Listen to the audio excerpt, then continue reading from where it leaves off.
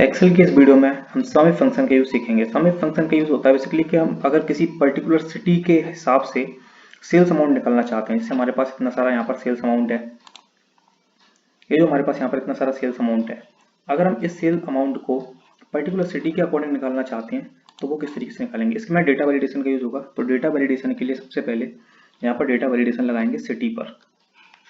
इसके लिए data tab में जाएंगे, यहाँ पर डेटा वैलिडेशन,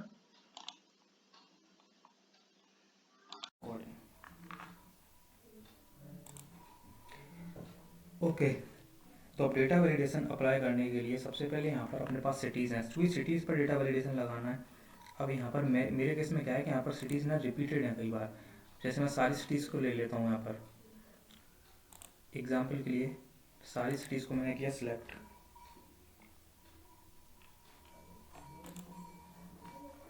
सारी सिटीज़ को सिलेक्ट करने के लिए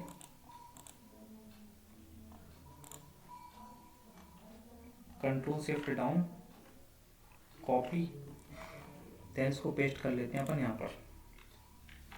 अब इसको यहाँ पर पेस्ट करना इसलिए जरूरी है क्योंकि इसमें डुप्लीकेट रिमूव करने पड़ेंगे, क्योंकि कई सारी सिटीज़ में रिपीट हो रही हैं। तो डुप्लीकेट रिमूव करने के लिए रिमूव डुप्लीकेट्स, ये रिमूव डुप्लीकेट्स पर क्लिक करेंगे। ओके, देन यहाँ पर माई डेटा हैज़ हेडर, इसको सिलेक्ट करेंगे एंड ओके। ये बता रहा है 19 duplicates value found and removed, यानी 19 डुप्लीकेट वैल्यू थी इसमें जो उसने हटा दी हैं। ओके, अब सिटी पर डेटा वैलिडेशन लगाना है तो यहाँ पर डेटा वैलिडेशन को सिलेक्ट करेंगे, देन लिस्ट में सोर्स चाहिए। अब सोर्स में सिटी, इसको कर लिया मैंने सिलेक्ट एंड ओके। अब आप देख सकते हैं यहाँ पर सिटी पर डेटा वैलिडेशन लग गया। अब अपन चाहते हैं कि सिटी के अकॉर्डिंग अपने को सेल्स अमाउंट मिल जाए, तो उसके लिए एक फंक्शन यूज होगा sum if equals to sum if tab press करेंगे, देन रेंज। अब रेंज देना है, अब रेंज वो वाली रेंज देना है जो अपनी सिटीज़ वाली रेंज है, क्योंकि सिटी में से ही तो अपन यहाँ पर सिटी सिलेक्ट करने वाले हैं। तो सिटी की यहाँ पर रेंज देंगे कंप्लीट,